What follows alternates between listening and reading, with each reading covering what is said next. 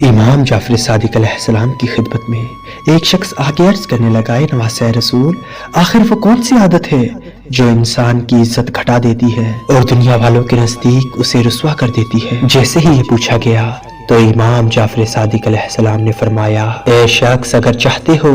کہ ہمیشہ باوقار رہو تو لوگوں کو کبھی بھی اپنے برے حالات نہ بتانا، کیونکہ یہ وہ عمل ہے جس سے انسان کی عزت ختم ہو جاتی ہے۔ کیونکہ میں نے اپنے بابا، انہوں نے اپنے بابا، انہوں نے اپنے بابا اور انہوں نے اللہ کے رسول سے سنا کہ اگر کوئی انسان یہ چاہتا ہے کہ اس کی عزت برقرار رہے تو وہ اپنے غم، تکلیفیں، برے حالات دنیا والوں کے سامنے بیان نہ کرے، کیونکہ جیسے جیسے یہ دنیا کو اپنی پریشانیاں بتاتا جائے گا ویسے ویسے دنیا کے نزدیک یہ انسان اپنی عزت گواتا جائے گا۔ اے شخص، اگر اپنے دکھ، تکلیفیں، مصیبتیں مٹانا چاہتے ہو تو مصلی عبادت پہ